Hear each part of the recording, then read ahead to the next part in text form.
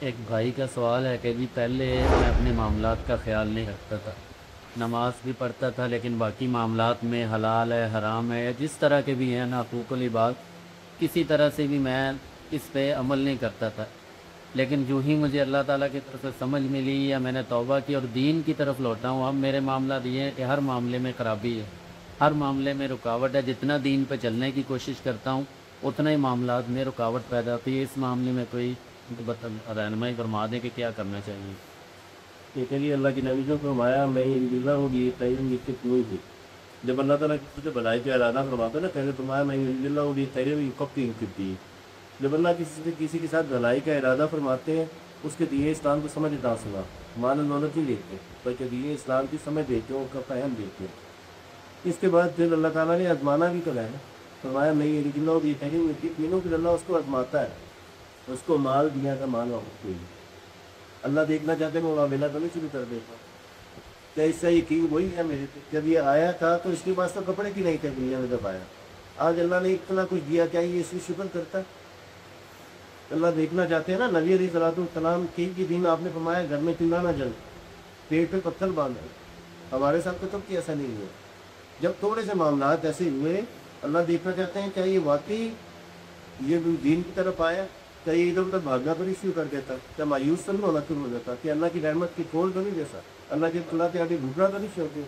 فرمایا پھر دوسرا اس سے یہ ہوتا ہے کہ اس کا پہلا اس کا ہوا، اس کا مال اس سے چلا گیا، ٹھیک ہے۔ دوسری آزمائش یہ بھی ہوتی ہے، اولاد میں سے آزمائش آئی، سے پیارا اس سے چن گیا، ٹھیک ہے۔ عبدالرحمن بن عوف رضی اللہ فرماتے ہیں اللہ کے نبی صلی اللہ علیہ وسلم تو میں دیکھ رہا ہوں کہ آپ نے گود میں ابراہیم بیٹے کو اٹھایا ہوا، داروں کو رو رہے ہیں اللہ کے نبی سے، آنسو بہ رہے، داڑھی گیلی ہو رہی ہے، بناتے ہیں۔ میں نے کہا اللہ کہیں کم سے کم آپ رو رہے ہیں؟ آپ نے فرمایا عبدالرحمن میں نے تو دو وعدوں کی لعنت کی ہے، ایک مین کرتی ہے، ایک دادی ہے۔ اللہ کے نبی صلی اللہ علیہ وسلم نے طریقہ یہ بھی بتا دیا کہ جب بندہ کوئی فوت ہو رہا ہے، شہید ہو جائے، فوت ہو جائے، تو اس کا بھی طریقہ بتا دیا کہ ہم نے کیا سکتا ہے۔ ہم نے اپنے آپ کو پیٹنا نہیں ہے، ہم نے واویلا نہیں کرنا، گربان کو چاک نہیں کرنا، ٹھیک ہے۔ اس کا بھی سلیقہ بتا دیا ہم نے۔ فرمایا کہ عبدالرحمن یہ تو فطرت ہے آنسو کا، لیکن اور ساتھ ہی فرمایا کہ میں نے ان دو وعدوں پہ لعنت کی، ایک جو بین کرتی ہے، ایک جو گاتی ہے۔ فرمایا کہ ابراہیم کے لے جانے کا دکھ بہت زیادہ ہے، لیکن زبان سے کوئی الفاظ ایسے نہیں نکلیں گے جس سے اللہ رب العالمین ناراض ہو۔ تیسرا فرمایا کہ کوئی بیماری بندے کو آ جاتی ہے، اللہ دیکھنا چاہتے ہیں، ٹھیک ہے۔ اللہ نے اپنے نبی کو بیماری دی، ایوب علیہ السلام دوسرا اکثر بیمار ہے، ٹھیک ہے۔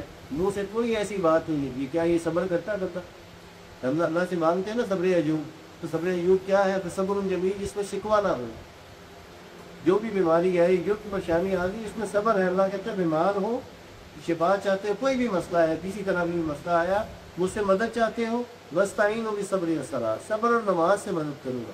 نماز ہے، صبر نہیں، اللہ کی مدد نہیں آنی، صبر ہے، نماز نہیں، پھر بھی اللہ کی مدد نہیں آنی، دونوں چیزیں مشروط ہے۔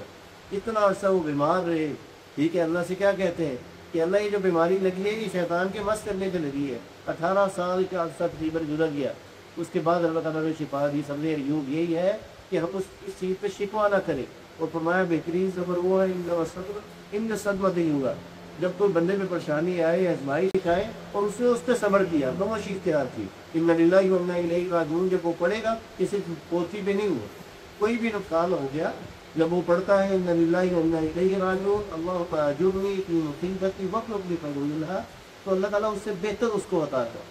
اللہ تعالیٰ نے اس سے بہتر اس کے لیے رکھا ہوتا ہے، اسے پہلے آزمائش میں ڈالتے ہیں اللہ تعالیٰ، ٹھیک ہے۔ تو آپ نے فرمایا تینوں میں سے کوئی بھی ہے کہ آزمائش آئی اور بندہ نے اس پہ صبر کیا، وہ ایسا ہوگا کل تو زمین پہ نہ آئے لیکن اس کے جسم سے کوئی گناہ ایسا نہیں ہوگا جو باقی رہ جائے۔ تو اس وجہ سے کوئی بھی آزمائش آئے، اللہ کے آگے جھکے، اللہ سے مدد مانگے، اپنے گناہوں کی معافیاں مانگے، ٹھیک ہے، لیکن مایوس نہ ہوگا۔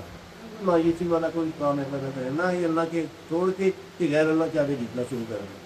اللہ تعالیٰ سے دعا ہے اللہ تعالیٰ صحیح معنی میں تو ہی سنت کو کرتا ہوں۔